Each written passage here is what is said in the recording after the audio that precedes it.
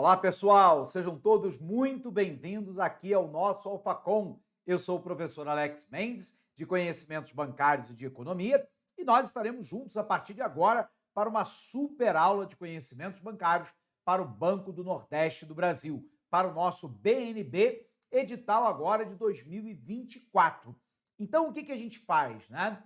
A gente vai tentar, na nossa aula de hoje, revisar um dos tópicos mais importantes que está sempre muito presente em todas as provas da nossa banca Sesgran Rio, que se refere lá a respeito da estrutura do sistema financeiro nacional. E lá no finalzinho da nossa aula, a gente vai ter a oportunidade de realizar algumas questões, se der tempo, de maneira comentada, para que você possa ver exatamente como é que esse assunto cai em prova. Legal?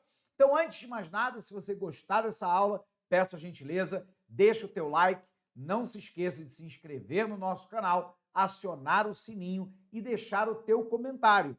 Isso é importante para que a plataforma do YouTube entenda que essa aula tem relevância e assim o AlphaCom mantém a aula gratuita para você. Legal? Então não vamos perder tempo não, vamos dar uma olhadinha logo de cara aqui no início do nosso material. Aula de hoje, concurso BNB 2024, aula de conhecimentos bancários. Vamos falar aí a respeito do sistema financeiro nacional. Bom, primeira pergunta importante é a gente lembrar o que é um sistema financeiro.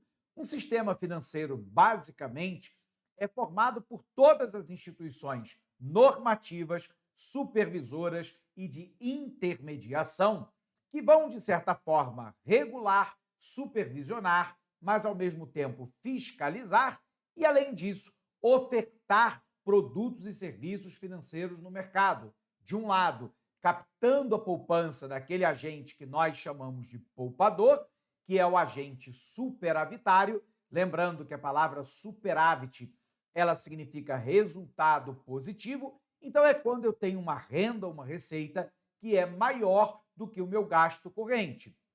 Do outro lado, eu tenho o agente que é deficitário.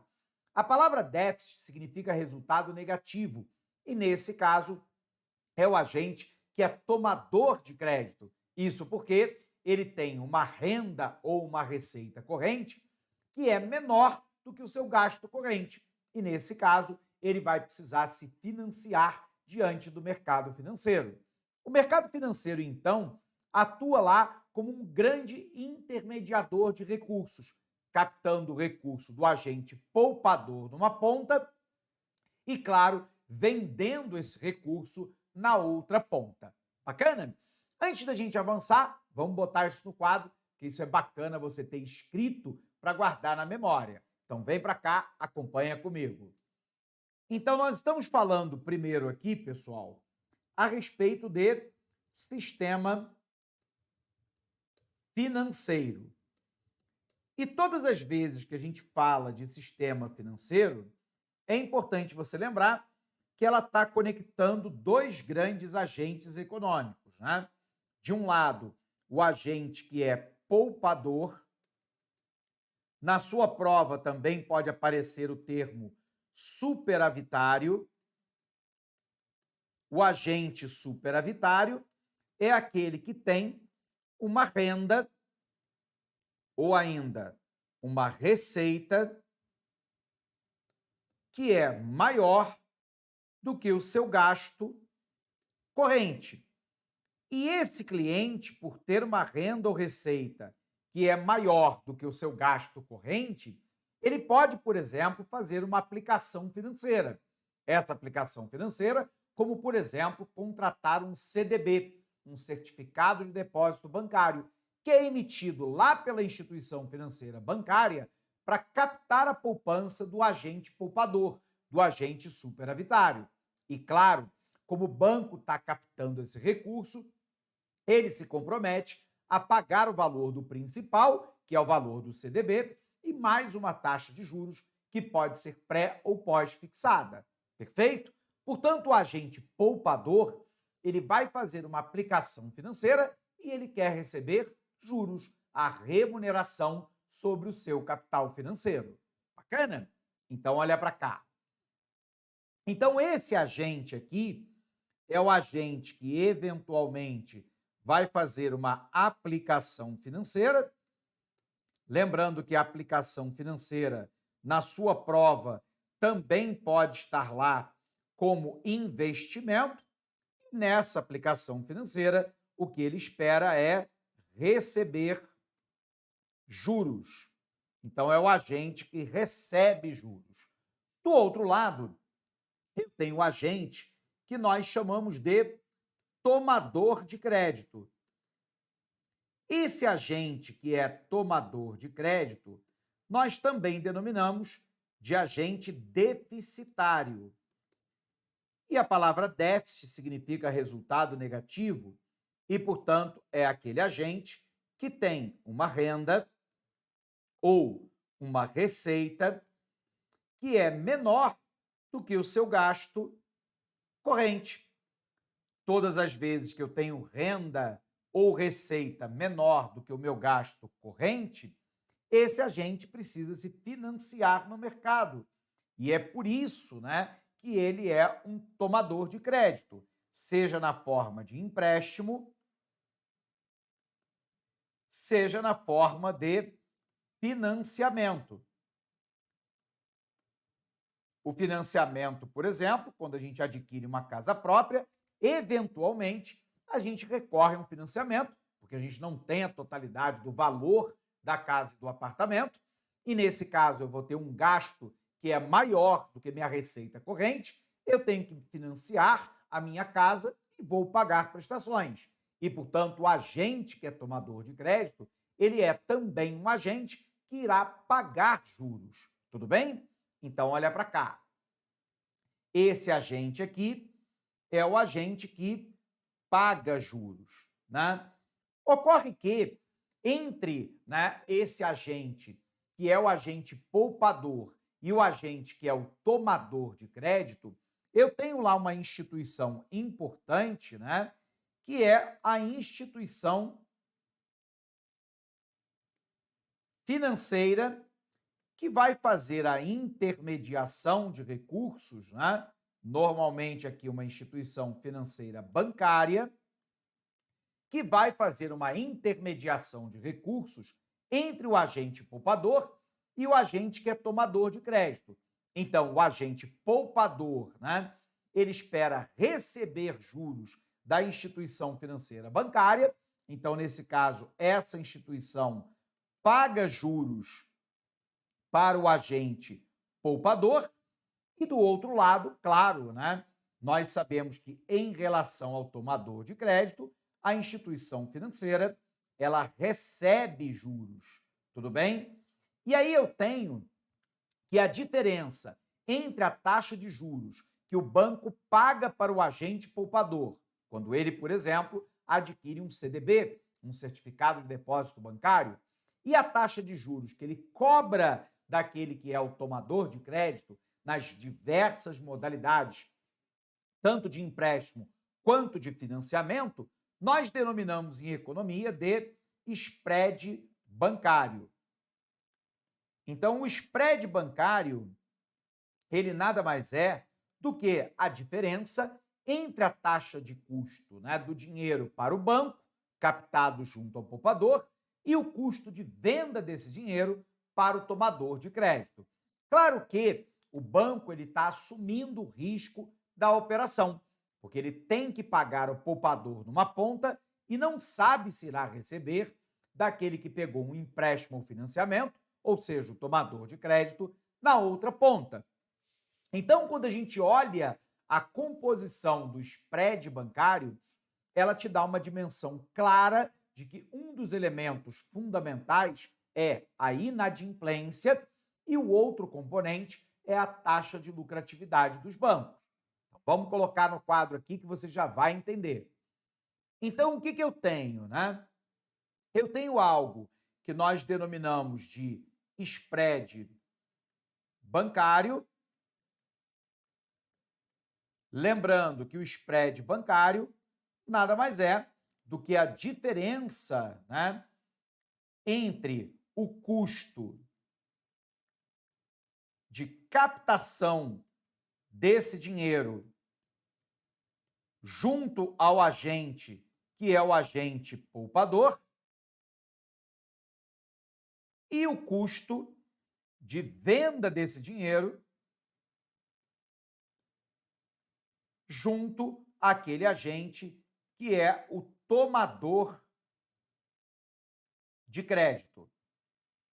Então, o spread bancário, né, ele é formado pela diferença entre o custo, né, de captação do dinheiro junto ao poupador, através, por exemplo, da remuneração de juros de um CDB, e do outro lado, o quanto o banco cobra para emprestar dinheiro para o agente que é tomador de crédito. A pergunta importante, no entanto, é o que é que forma esse spread bancário? O primeiro elemento que forma o spread bancário, vamos colocar aqui no quadro ao lado, então o que forma esse spread bancário? O primeiro elemento de formação do spread bancário é a tributação. É muito interessante porque algumas pessoas, né, leigamente, elas não são culpadas disso, elas às vezes dizem assim: os bancos ganham muito dinheiro no Brasil, e ganham mesmo. O mercado brasileiro é um mercado oligopolizado. Um oligopólio é caracterizado quando um pequeno grupo de empresas domina o mercado. No caso brasileiro, 5 bancos: Bradesco, Itaú, Santander, Caixa Econômica Federal e Banco do Brasil, detêm mais de 75% de mercado de varejo. Então, esse mercado oligopolizado, né, que controla grande parte do crédito, ele sabe que o agente econômico ele pode se socorrer, por exemplo, num banco digital. Mas o banco digital ainda não tem volume de crédito, linha de empréstimo e financiamento para ofertar em larga escala, como, por exemplo, o Bradesco ou o Banco do Brasil tem no atual mercado. Então, o que eles fazem? Eles cobram um spread bancário extremamente alto. E aí a gente vai perceber que quando as pessoas falam assim, o banco ganha muito dinheiro, então tem mais é que pagar muito imposto. O que as pessoas não percebem é que quando você tributa, e eu não estou propondo aqui não tributar o banco, não é isso, é apenas uma análise como economista, é que quando você tributa pesadamente o banco, e o banco se vê num mercado oligopolizado, onde os clientes não têm muita alternativa de crédito, ele acaba transferindo isso na forma de custo, na forma de spread bancário para o consumidor final. Então, o primeiro componente é a tributação. Outro componente é o chamado custo operacional. Os bancos têm um custo para operar dentro do mercado. Ele tem que manter agência, infraestrutura de cibersegurança, desenvolvimento de sistemas, atendimento a cliente, captação numa ponta e venda na outra. Então, é claro que o custo operacional entra no spread bancário. Outro elemento importante é a inadimplência. Algumas linhas de crédito têm uma inadimplência extremamente alta. E é claro que, infelizmente, os bons pagadores vão pagar pelos maus pagadores. Porque, claro, o banco no mercado oligopolizado, ele transfere parte dessa inadimplência em termos de custo de juros para o cliente final. Outro ponto importante, claro, é o chamado compulsório. O compulsório, você se lembra, é o percentual sobre os depósitos à vista que obrigatoriamente têm que ser recolhidos ao Banco Central. E aí qual é a grande questão, né? É que o banco, ele tem que recolher esse dinheiro ao Banco Central, é dinheiro fora do mercado, é o encaixe monetário da autoridade monetária do Banco Central, e aí, claro, né, com menos oferta de crédito, o banco vai lá e coloca uma taxa de juros maior, já que a demanda por crédito é maior do que a oferta. Legal? E por fim, e claro e óbvio, o lucro, né? Os bancos no Brasil lucram muito acima do padrão mundial. E isso se dá, em grande parte, porque é um mercado altamente oligopolizado. Embora os bancos digitais tenham entrado no mercado e venham pulverizando um pouco mais esse mercado, eles ainda estão muito longe de ofertar a quantidade de empréstimo e financiamento que um banco digitalizado, um banco tradicional, tem a capacidade de ofertar. Então, nesse caso, o mercado ainda permanece altamente concentrado. Bacana? Vamos fazer uma revisão legal? Então, vem para cá, pessoal. Então, indo aqui para o nosso material, né? O que a gente tem? O Sistema Financeiro Nacional é um conjunto de instituições que se dedicam a manter o fluxo de recursos entre poupadores e investidores e a ordem no mercado financeiro através de um conjunto de normas e procedimentos específicos. As instituições financeiras e não financeiras utilizam instrumentos financeiros e ou capitais específicos para captação e aplicação de recursos, propiciando um fluxo regular entre o agente superavitário, o agente poupador, aplicador financeiro, e o agente deficitário, que são os tomadores, né, de recursos financeiros, de moeda, crédito ou capitais. Nesse sentido, então, o que eu tenho, né? Nós sabemos aqui que eu tenho, de um lado, o agente que é superavitário, lembrando sempre, né? Esse agente é o agente poupador, que tem uma renda ou receita maior do que o seu gasto corrente.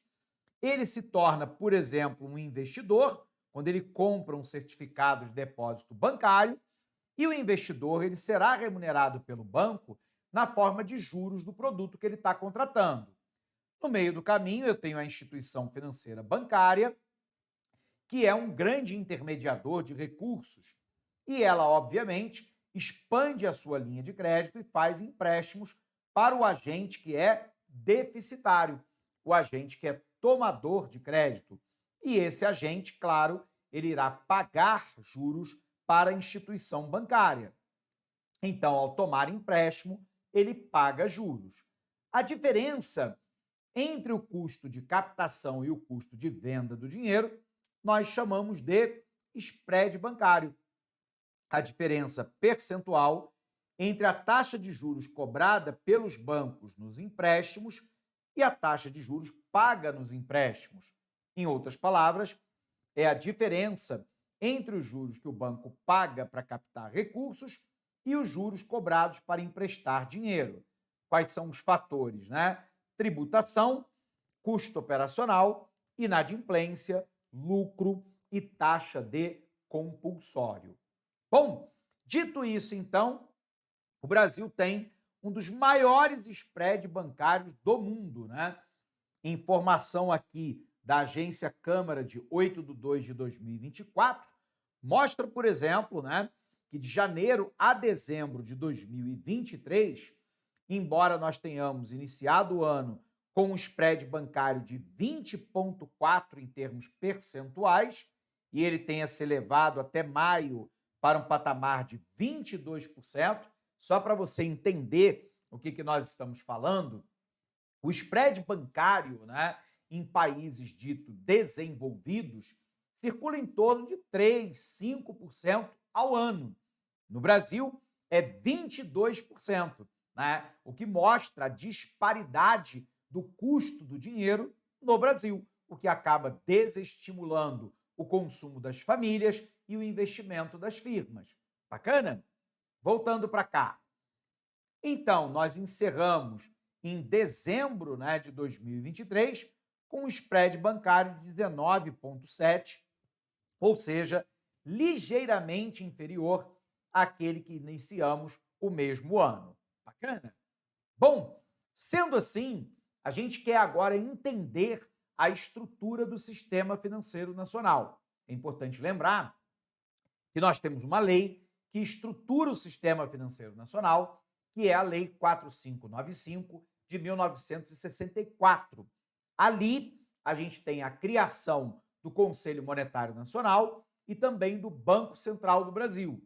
E, claro, ao longo do tempo, houve uma série de outras estruturas que foram sendo criadas e somadas a essa estrutura básica do sistema financeiro nacional. Da mesma maneira que a gente tem uma lei de 1976 que cria, por exemplo, a CVM, a Comissão de Valores Mobiliários. Então, como eu acho que é extremamente importante que você escreva, porque isso ajuda a consolidar o conhecimento na memória, vamos para o nosso quadro em branco aqui para a gente escrever um pouquinho a respeito desse tema. Vem para cá. Então, agora a gente quer analisar a chamada estrutura, deixa eu só trocar a cor aqui, a chamada estrutura do sistema financeiro nacional. E essa estrutura está dividida em duas grandes partes, né? Primeiro, o que nós chamamos de subsistema normativo e o chamado subsistema de intermediação. Aqui vale uma máxima que você pode guardar e levar lá para a sua prova e não esquecer. Quem normatiza não intermedia recursos. Quem intermedia recursos não normatiza.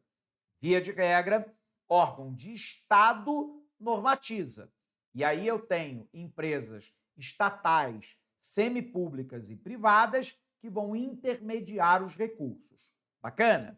Então, vamos começar pelo subsistema normativo, que é particularmente o que mais nos importa. O subsistema normativo, ele é composto de 3 instituições normativas: o Conselho Monetário Nacional, o Conselho Nacional de Seguros Privados e o Conselho Nacional de Previdência Complementar. Bacana?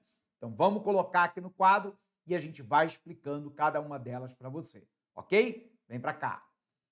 Então eu tenho aqui, né, a estrutura normativa do Conselho Monetário Nacional, do Conselho Nacional de Seguros Privados e do Conselho Nacional de Previdência Complementar. O subsistema normativo no CMN é aquele, por exemplo, que define a normativa em 4 segmentos, né? O mercado monetário, o mercado creditício, cambial e o mercado de capitais. Aliás, vamos puxar esses dois aqui para baixo, que vai dar mais espaço para a gente poder raciocinar. Então, vamos lá. Eu tenho primeiro aqui, pessoal, o subsistema normativo e eu tenho as instituições normativas desse subsistema normativo. Então, eu tenho aqui o Conselho Monetário Nacional, que normatiza 4 grandes áreas do setor financeiro: o mercado monetário, o mercado creditício, o mercado cambial e o mercado de capitais. Tudo bem? Aí eu tenho o Conselho Nacional de Seguros Privados, que também normatiza 4 segmentos. Esse Conselho Nacional, ele normatiza os segmentos de seguro, resseguro, capitalização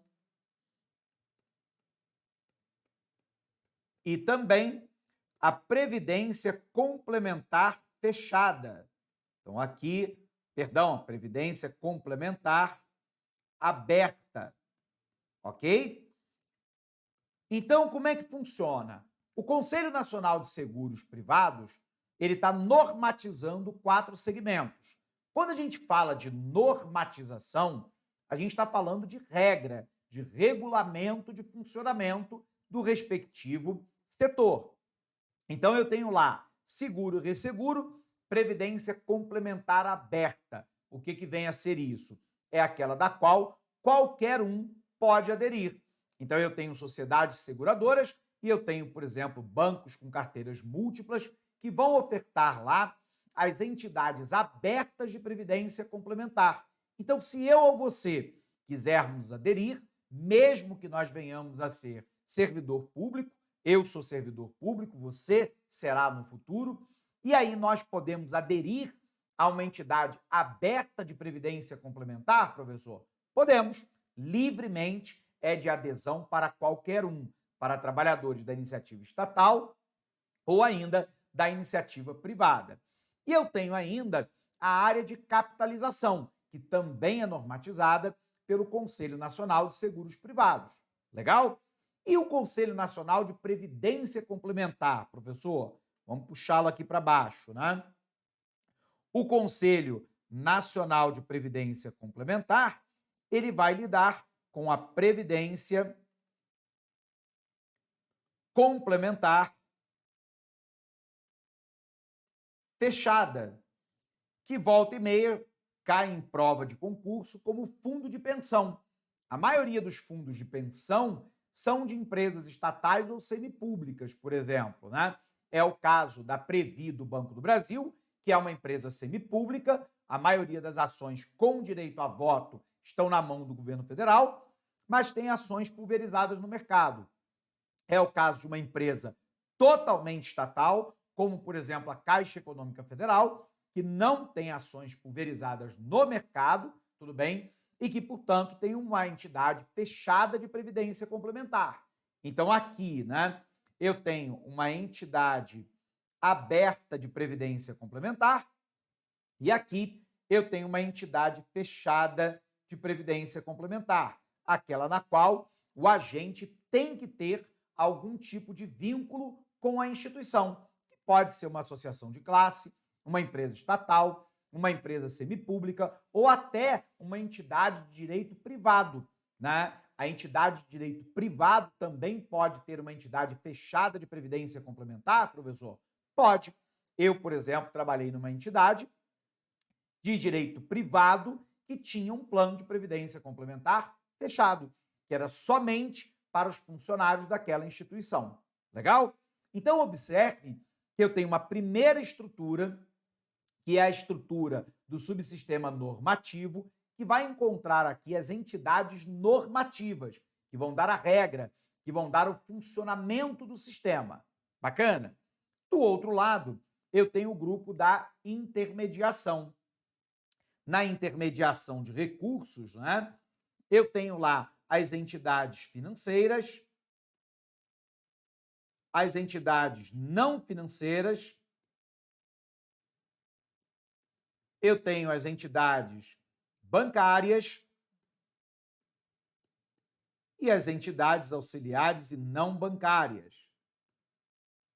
Então, a gente vai observar que desse outro lado aqui, na intermediação, eu tenho, por exemplo, o banco múltiplo, eu tenho o banco comercial, eu tenho, por exemplo, a empresa seguradora, eu tenho a B3, que é a Brasil Bolsa e Balcão, eu tenho a sociedade corretora e a distribuidora de títulos e valores mobiliários, eu tenho a associação de poupança e empréstimo, eu tenho a sociedade de crédito, financiamento e investimento, as famosas financeiras, e por aí vai. Via de regra, eu tenho, então, instituições que vão intermediar recursos. Eu tenho instituições que vão dar suporte, ao subsistema de intermediação, também chamado, às vezes, de subsistema operacional. Legal? Só que agora a gente tem que dar um pulo do gato. E esse pulo do gato é entender que eu tenho lá no subsistema normativo, nas instituições normativas, entidades de supervisão e fiscalização que estão a elas subordinadas. Então, vem para cá para a gente tentar entender. Então, agora ligado, né, ao nosso Conselho Monetário Nacional, tudo bem? Eu tenho duas entidades, o Banco Central do Brasil e a CVM. Eu tenho ligado ao Conselho Nacional de Seguros Privados, a SUSEP, e ligado ao Conselho Nacional de Previdência Complementar, eu tenho a Previc. Então, vamos ver se a gente entende, né? Eu quero te chamar a atenção que o Conselho Monetário Nacional, o Conselho Nacional, né, de Seguros Privados e o Conselho Nacional de Previdência Complementar, eles não são instituições de supervisão e fiscalização, não são entidades de execução. E, portanto, na verdade, esses conselhos, eles determinam a política setorial, eles determinam a normativa, mas quem executa, tudo bem, são as entidades supervisoras. Então, desse lado aqui, eu tenho o que nós chamamos de entidades supervisoras. Entidades supervisoras. Enquanto que, do lado de cá, a gente aprendeu, eu tenho as entidades normativas. Tudo bem? Então, dentro do subsistema normativo, eu tenho uma divisão. Entidade normativa, apenas 3. Conselho Monetário Nacional, Conselho Nacional de Seguros Privados, Conselho Nacional de Previdência Complementar. Ligados a ele, as entidades supervisoras de execução e fiscalização. Nesse caso, ligado ao Conselho Monetário Nacional, o Banco Central do Brasil e a CVM, ligado ao Conselho Nacional de Seguros Privados, a SUSEP, que é a Superintendência de Seguros Privados, e ligados ao Conselho Nacional de Previdência Complementar, a Previc, que é a Superintendência de Previdência Complementar. Bacana? Vamos fazer revisão? Então, olha para cá, pessoal. Olhando para cá, então, para a nossa revisão, a estrutura do Sistema Financeiro Nacional deve-se principalmente às seguintes leis. A 4595 de 64, que é a Lei de Reforma do Sistema Financeiro Nacional, alterada pela Lei 9069 de 95. Eu tenho a Lei 4728 de 65, que é a do mercado de capitais, e outra importante é a 6385 de 76, que cria a Comissão de Valores Mobiliários. Então, eu tenho aqui que o mercado de moeda, câmbio, capitais e creditício, a responsabilidade é do Conselho Monetário Nacional. Seguro, previdência complementar aberta, capitalização e resseguro é o Conselho Nacional de Seguros Privados. E eu tenho que a previdência complementar fechada está ligada ao Conselho Nacional de Previdência Complementar. Bacana? E aí, lembrando, estão subordinadas as entidades supervisoras aos órgãos normativos, de modo que os cidadãos e integrantes do sistema financeiro sigam as regras definidas pelos órgãos normativos. As entidades supervisoras são aquelas que regulam, fiscalizam, elaboram normas das atividades e entidades que pretende regular. O Banco Central do Brasil, CVM, SUSEP e Previc. A estrutura, então, fica assim, No mercado de moeda, crédito, capitais e câmbio, quem dá a normativa, então vamos lembrar, Aqui as entidades normativas e aqui as entidades de supervisão. Então, no mercado, no Conselho Monetário Nacional, Bacen e CVM. No Conselho Nacional de Seguros Privados, a SUSEP. E no Conselho Nacional de Previdência Complementar, a nossa Previc. Bacana? Bom, aqui eu quero te lembrar duas coisas importantes, Primeiro, que lá no mercado de capitais, nós temos uma supervisão dupla. A supervisão é prioritariamente exercida pela Comissão de Valores Mobiliários, mas, como no mercado de capitais circulam valores financeiros e também títulos públicos, ela tem a supervisão de maneira acontecendo concomitantemente pela autoridade monetária do Banco Central. Então, no mercado de capitais, a supervisão é dupla, prioritariamente CVM e do Banco Central do Brasil. Bacana? Da mesma maneira que eu quero te lembrar que, embora não fazendo parte do subsistema normativo, mas ligado ao subsistema normativo, eu tenho lá as câmaras e conselhos recursais. Isso porque, né, a gente vai observar que no Brasil a Constituição determina a inafastabilidade do Poder Judiciário. O que significa dizer isso, professor? Que não há transitado em julgado, ou seja, não há um processo que seja terminativo na esfera administrativa no Brasil. No Brasil, todos os agentes podem recorrer, né, ao sistema de recurso administrativo. Porém, se ele se sentir ainda assim prejudicado, ele pode e deve recorrer ao Poder Judiciário, a quem cabe, né, segundo a Constituição, dirimir, solucionar conflitos baseados na lei. Agora, eu tenho uma estrutura que está ligada, tudo bem, ao subsistema normativo, embora dele não faça parte, que permite lá, em segunda e última instância administrativa, ter algum tipo de recurso contra decisões tomadas pelo Banco Central, pela CVM, pela SUSEP e pela Previc. Então, vamos colocar isso na tela, isso é bacana também de você estudar. Vem para cá. Então, puxando aqui o nosso quadro em branco, eu agora quero analisar o que nós chamamos de sistema recursal. Lembrando, né, que esse sistema recursal é em segunda e última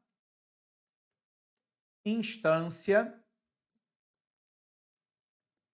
administrativa. Então, se eventualmente algum agente foi punido, eu posso recorrer em segunda e última instância administrativa, né, ao Conselho de Recursos do Sistema Financeiro Nacional para as decisões que foram emanadas do Banco Central ou da CVM. Eu posso recorrer ao Conselho de Recursos do Sistema Nacional de Seguros Privados, tudo bem? No caso de decisões aplicados pela SUSEP. E eu posso ainda recorrer à Câmara Recursal de Previdência Complementar,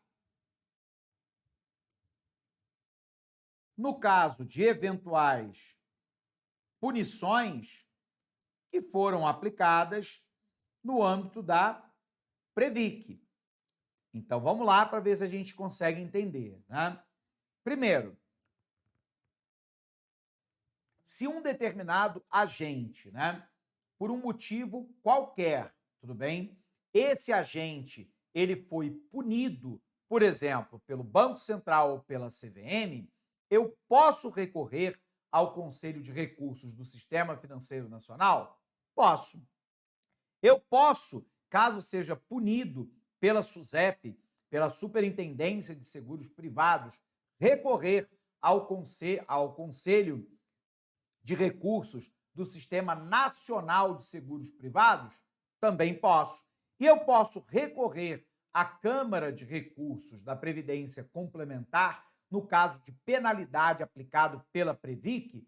Também posso. Então, nesse caso, a gente vai observar que eu tenho aqui o Conselho de Recursos do Sistema Financeiro Nacional, naquilo que diz respeito, né, basicamente a penalidades aplicadas pelo Banco Central e CVM, mas eventualmente ele também pode ter lá alguma penalidade que for aplicado pelo COAF, tudo bem? E até de outras entidades, tudo bem? Caso, por exemplo, do registro de exportador. Mas a gente vai deixar por aqui, porque não é assunto da aula de hoje. Para o Conselho de Recursos do Sistema Nacional de Seguros Privados, de aplicação dado pela SUSEP, e da Câmara Recursal de Previdência Complementar, de penalidade aplicado pela Previc. Então, eu posso, em segunda e última instância administrativa, me socorrer desses institutos. Caso eu não concorde com a decisão, eu posso e devo recorrer ao Poder Judiciário. Bacana? Lembrando, conselhos de recursos, né, não fazem parte do subsistema normativo, mas são a ele ligados. Tudo bem? Então, olha para cá, confere comigo. Olhando para cá, então, eu tenho lá uma observação importante é que o mercado de capitais possui dois supervisores. É uma supervisão compartilhada. Banco Central e CVM é o que diz o parágrafo 1º do artigo 3º da Lei 6385, que cria a CVM em 76. Existem ainda 3 órgãos recursais que são responsáveis por julgar o recurso interposto oriundo de penalidade administrativa aplicada pelos supervisores do Sistema Financeiro Nacional. Então, eu tenho lá, né, o Conselho de Recursos do Sistema Financeiro Nacional para julgar, né, decisões advindas basicamente do Banco Central e da CVM, o Conselho de Recursos do Sistema Nacional de Seguros Privados, advindo, né, de penalidade aplicada pela SUSEP, ou a Câmara de Recurso de Previdência Complementar, penalidade aplicada pela Previc, ok? Bom, eu tenho então o subsistema de intermediação, que nós já tivemos oportunidade de dar uma palhinha, né? Que é composto pelas instituições bancárias e não bancárias e que atuam com operações de intermediação financeira, composto de instituição financeira bancária, financeira não bancária, Sistema Brasileiro de Poupança e Empréstimo, instituição auxiliar e instituição não financeira. Eu tenho, então, banco e caixa econômica, administradora de consórcio, bolsa de valores, seguradora e resseguradora, fundo de pensão, cooperativa de crédito e sociedade corretora e distribuidora de títulos e valores mobiliários. Bom, então a estrutura ela fica assim, né? No mercado monetário, creditício, de capitais e de câmbio, Conselho Monetário Nacional é o órgão normativo. A supervisão fica com o Banco Central e CVM e os operadores são vários, né? Banca e Caixa Econômica, cooperativa de crédito, instituição de pagamento, né? Bolsa de mercadorias e futuros e por aí vai. Já no mercado de seguros privados, o órgão normativo é o Conselho Nacional de Seguros Privados, supervisão SUSEP, seguradora e resseguradora, entidade aberta de previdência e sociedade de capitalização.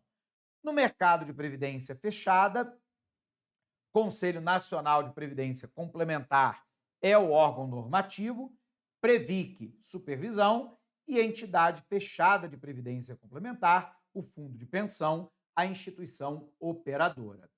Bom, vamos ver então, pessoal, né? Como é que esse assunto caiu em prova, né? Então, a nossa primeira questão aqui já é uma questão de 2023, Banca Sesgran Rio para o Banco do Brasil, perguntou assim: como parte integrante do Sistema Financeiro Nacional, o Conselho Monetário Nacional funciona como instituição cuja função é predominantemente. Então, vamos lembrar, né? O Conselho Monetário Nacional, ele é a instituição normativa do subsistema normativo do Sistema Financeiro Nacional. E, portanto, é ele que dá a regra, o regulamento, né, do sistema. E aí, lembrando, ele está ligado a 4 mercados, né? Mercado creditício ou de crédito, mercado de capitais, mercado cambial e mercado monetário. E lembrando que o Conselho Monetário Nacional é aquele que zela pela solvência e liquidez do sistema financeiro nacional, é aquele que define a política monetária, a política creditícia, a política cambial e o regime de metas de inflação. Então, a gente vai observar que o Conselho Monetário Nacional é órgão normativo, órgão de execução, órgão de supervisão e fiscalização a ele coligado, é o Banco Central do Brasil e a Comissão de Valores Mobiliários. Legal? Voltando para a questão, então. O Conselho Monetário Nacional funciona como instituição cuja função é predominantemente normativo, gabarito nossa letra A. De execução é o Banco Central e a CVM, portanto, alternativa aqui incorreta. Lembrando que eu falei, quem normatiza não intermedia recurso e, portanto, ela não é uma instituição bancária, não é uma instituição produtiva e muito menos uma instituição financeira. Gabarito, portanto, nossa letra A. Vamos para a segunda. Segunda questão diz assim para a gente, de novo, 2023, né? Banca Sesgran Rio, como integrante do Sistema Financeiro Nacional, cabe ao Conselho Monetário Nacional. Então vamos lembrar, a gente acabou de falar. Conselho Monetário Nacional zela pela solvência e pela liquidez do Sistema Financeiro Nacional. Professor, o que é solvência? Solvência é capacidade de pagamento, capacidade de honrar os compromissos contratados. Isso é solvência. O que é liquidez? É a disponibilidade de moeda, lembrando, moeda aqui tido como sinônimo de dinheiro, né? Portanto, né? Tanto faz papel moeda ou moeda cunhada, liquidez aqui é entendido como a disponibilidade de moeda para os agentes econômicos. Então, o Conselho Monetário Nacional é aquele que zela pela solvência e liquidez do sistema financeiro nacional, mas é também aquele que define a política monetária, política creditícia, política cambial e o regime de metas de inflação. Bacana? Então, olha para cá. Como integrante do Sistema Financeiro Nacional, cabe ao Conselho Monetário Nacional definir as metas anuais de inflação. O Conselho Monetário Nacional define o regime de metas de inflação. Opa, alternativa verdadeira, gabarito nossa letra A. Porque não a B, professor, determina a taxa básica de juros da economia. Quem determina isso é o Copom, o Comitê de Política Monetária do Banco Central, e não o Conselho Monetário Nacional. O Conselho Monetário Nacional define a política de meta de inflação, define a política monetária.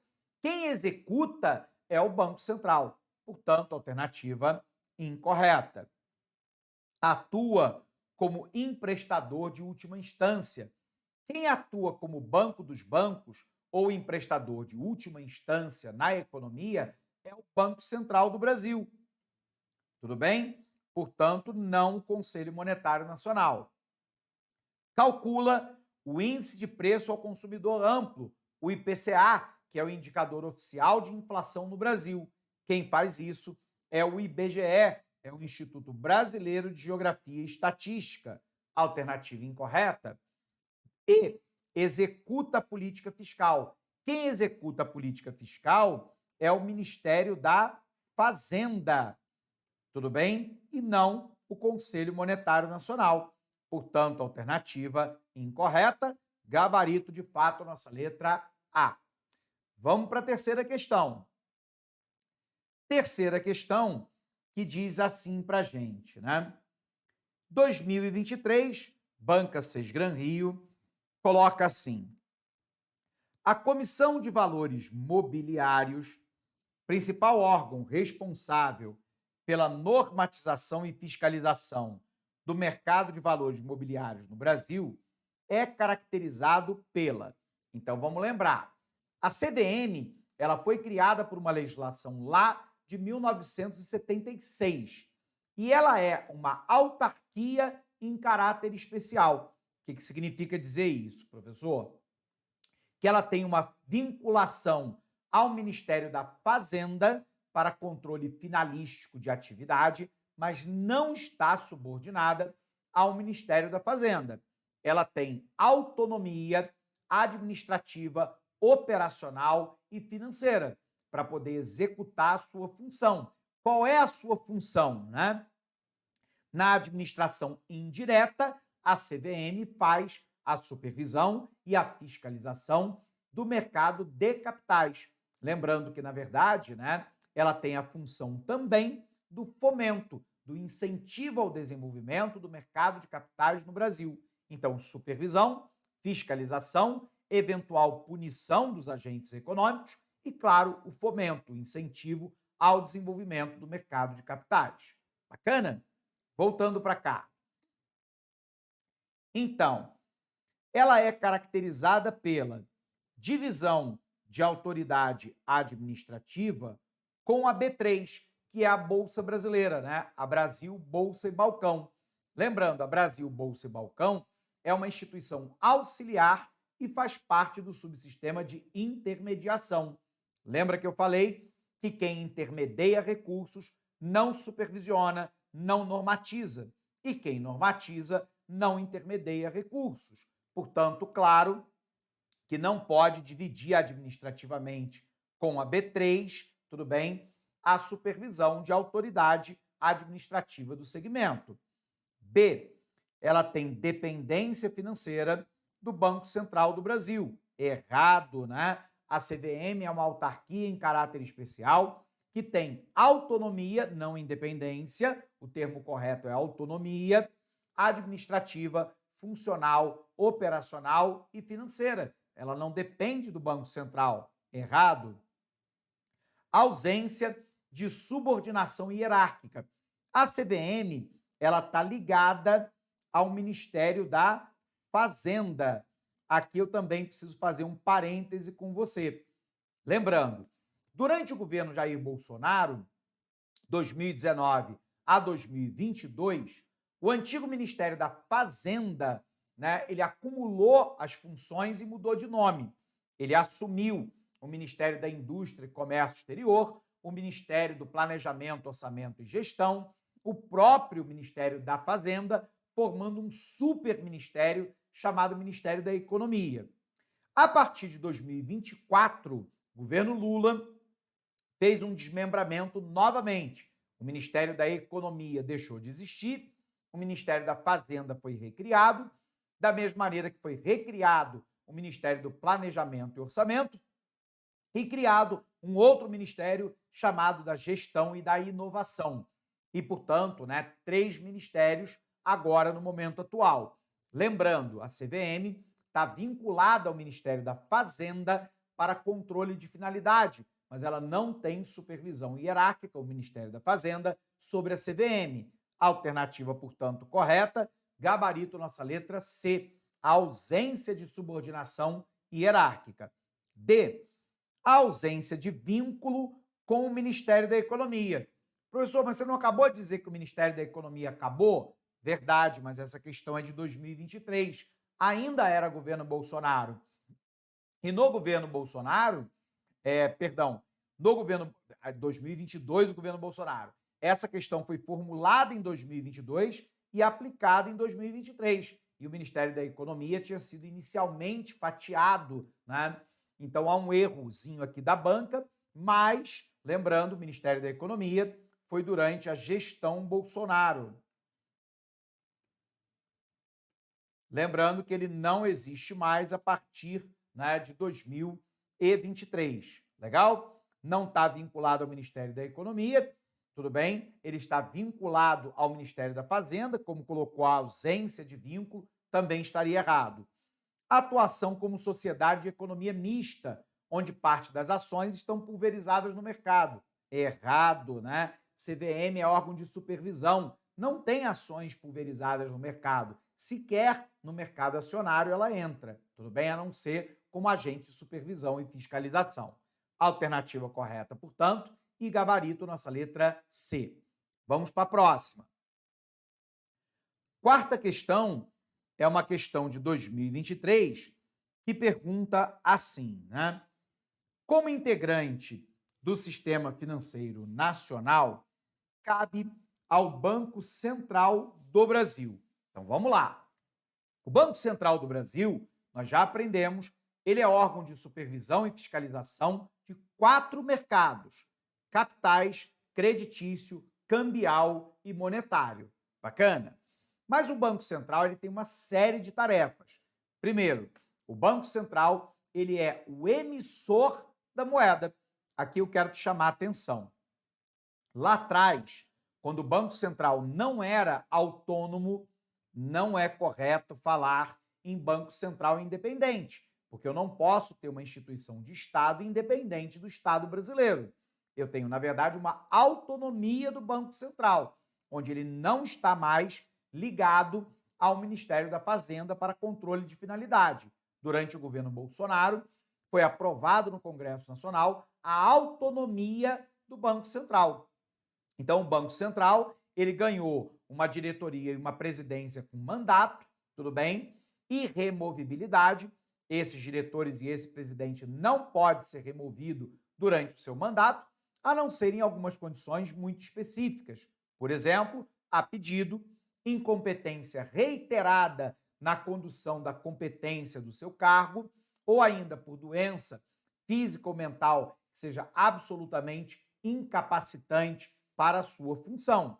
Caso contrário, ele tem a irremovibilidade, ele tem um mandato para cumprir. A gente vai observar que o Banco Central, ele é uma autarquia em caráter especial e, portanto, também com autonomia, né, administrativa, operacional e financeira. Bacana? O Banco Central é aquele, né, que emite a moeda e ele não precisa mais pedir autorização ao Conselho Monetário Nacional para fazê-lo. Lá no passado, quando ele não era autônomo, ele tinha que pedir autorização ao Conselho Monetário Nacional para tal. Com autonomia, ele não precisa mais. Ele é aquele que vai implementar, lembrando que quem formula a política é o Conselho Monetário Nacional, quem implementa é o Banco Central. Então, ele vai implementar a política monetária, a política cambial, a política creditícia, o regime de metas de inflação. O Banco Central é o banco dos bancos e, portanto, ele é um emprestador de última instância. Ele é que socorre o mercado financeiro em caso de crise. Ele é o fiel depositário das reservas internacionais do Brasil, reserva sobretudo em dólar e ouro monetário, que é o ouro em posse do Banco Central. Ele é o fiel depositário do depósito voluntário e compulsório das instituições, né, do sistema intermediário. Então, a gente vai observar que ele tem uma funcionalidade muito grande. Então, vamos ver o que a banca pediu. A banca perguntou assim: como integrante do Sistema Financeiro Nacional, cabe ao Banco Central do Brasil, letra A, fixar a meta de inflação anual. Errado. Quem fixa a política do regime de metas de inflação é o Conselho Monetário Nacional. O Banco Central executa. B, recolher os impostos federais. Errado. Isso é feito pelas agências bancárias, que podem ser em convênio tanto de empresa totalmente estatal, como a Caixa Econômica Federal, de banco semipúblico, como é o Banco do Brasil, ou ainda de entidade privada, como Bradesco, Itaú e Santander. Alternativa incorreta. Calcular o Índice Nacional de Preços ao Consumidor Amplo. A gente sabe que quem calcula isso é o IBGE. Atuar como emprestador de última instância. Opa! Alternativa verdadeira. Executar a política fiscal. Quem executa é o Ministério da Fazenda. Legal? Vamos para a próxima. Quinta questão, 2022, 6 Gran Rio. A Comissão de Valores Imobiliários detém personalidade jurídica e patrimônio próprio, porque ela é uma autarquia em caráter especial. É dotada de autoridade administrativa independente. De novo aqui, né? Às vezes as bancas utilizam esses termos que são incorretos sob o ponto de vista jurídico e econômico, mas tudo bem. Conta com mandato fixo, estabilidade dos seus dirigentes e autonomia financeira e orçamentária. A CVM funciona como, letra A, uma empresa de economia mista. Errado, né? CVM é órgão de supervisão, não tem ações pulverizadas no mercado. Uma autarquia de regime especial. Opa! Alternativa verdadeira, gabarito nossa letra B. É uma entidade sem vínculo governamental.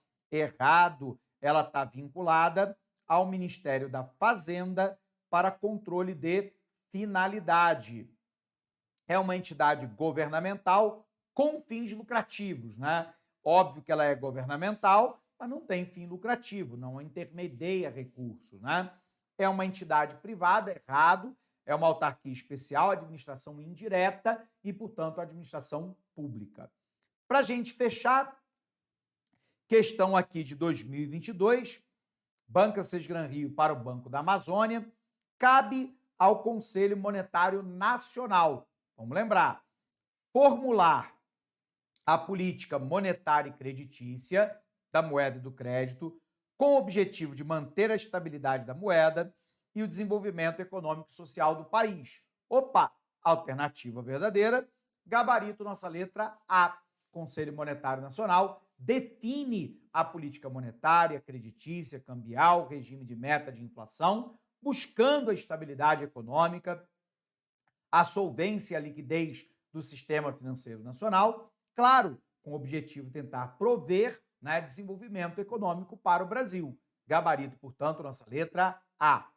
Vejamos por que não a B. Fiscalizar, normatizar e disciplinar o mercado de valores mobiliários no Brasil. Quem faz isso é a CVM, tudo bem? Alternativa incorreta. Garantir a estabilidade do poder de compra da moeda, zelar por um sistema financeiro sólido, eficiente e competitivo, executar a política monetária com o objetivo de manter a inflação na meta. Quem faz isso é o Banco Central do Brasil, que é o órgão de execução. D. Intermediar e custodiar dinheiro entre poupadores e aqueles que precisam de empréstimos, além de providenciar serviço financeiro para os clientes como saque, empréstimo, investimento, entre outros. Aqui é basicamente uma instituição financeira bancária, né? Lembrando, quem intermedia recurso não normatiza, quem normatiza não intermedia recurso. Alternativa errada. Atuar no mercado financeiro, cambial de capitais, intermediando a negociação de título e valor mobiliário entre investidor e tomador de recurso. Quem faz isso, tudo bem, são as sociedades corretoras e as sociedades distribuidoras de títulos e valores mobiliários. Alternativa incorreta. Portanto, gabarito aqui é a nossa letra A.